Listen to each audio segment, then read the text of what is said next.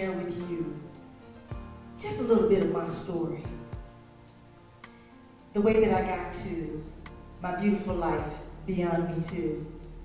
See, before any of this happened to me, I was an international show producer and choreographer. I was performing all over the world. And then this interruption happened in my life. My nephew was 24 years old. He passed away. 8 months later, my oldest brother, which was his father, passed away. And 7 months after that, my dad passed away. And in the same season, I was drugged and raped. Now, it wasn't necessarily the grief that I couldn't deal with because I'm a counselor and I know how to deal. I know the stages of grief and I knew what to expect, but being drugged and raped was something else. And God shared with me one day that He was going to show me how to get from grief to relief. Now, you got to know that this is a real picture. And you got to know that I'm committed to this cause because nobody will show this picture in front of me. But I need you to see the contrast because some of you may be in this place of grief. And your grief may have come from death, from COVID. You may have lost someone during COVID. Your grief may come from death. You may have lost a family member. Your grief may come from being sexually assaulted. You may be the one who has been carrying around grief since you were a little girl because someone touched you.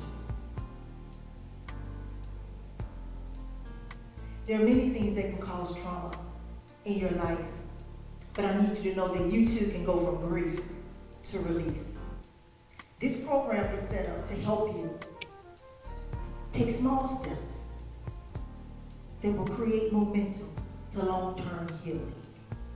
We do it in a community of women together.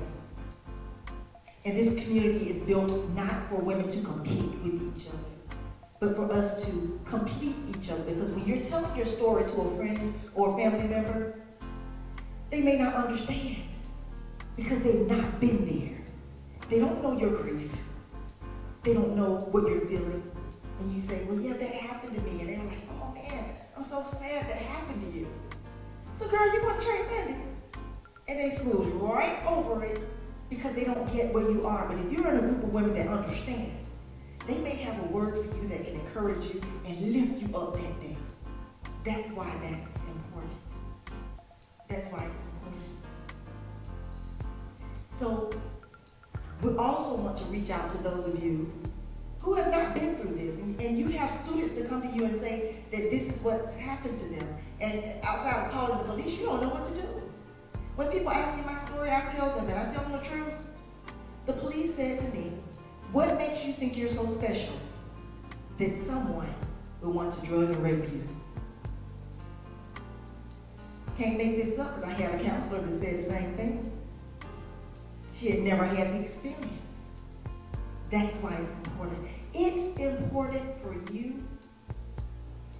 It is important for you to heal. Because in this season, God is doing something different. He's raising up women to lead. And you know the feeling because that dream that you have on the inside of you, it won't let you go. And sometimes you feel yourself fall back. And you fall back because that trauma keeps tripping you up. It keeps showing up in your relationships.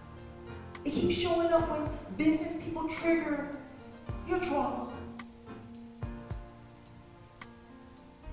Now, some people say, and I believe it's true, and it is, that it's your season. It's a season for women. When you heal, women, when you heal, your family heals. Then the community heals. Then your state can heal. And then the nation can heal. And then we can go with worldwide, global healing if women heal. Because we are the nurturers. And if the nurturers need to be nurtured, then it's like this one speaker said, if you crying and the baby crying, then who gonna? They tell you on the airplane, If there's danger and that mask fall down, what are you to do? Put the mask on you first before you can help someone else. So in order for us to grow as a community of women, so that the next generation won't have to go through what you got. How many of you want the next generation to not have to go through what you've been through?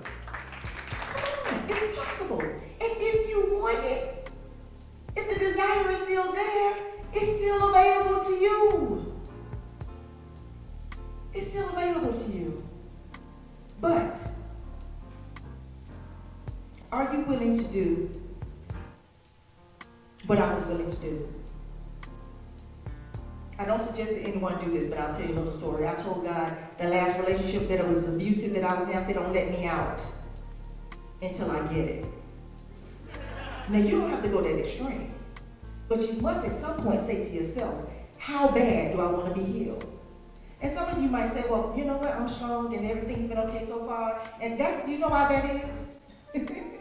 Because as a people, and you can say as a people in our nation, you can say as white women, black women, or just as females overall, we've learned how to normalize trauma. You're in pain every day. And because you've been in pain for so long, it's normal. Until you're triggered. Until you can't sleep at night. And you push it away because some of your husbands don't even know what you've been through. I know, because I had a lady touch me on the shoulder when her husband got out of the car. She leaned back and touched me on the shoulder with tears in her eyes and said, thank you. Please keep up this good work, because that happened to me when I was in college. That told me that her husband didn't know. It's time, ladies, to let the healing begin.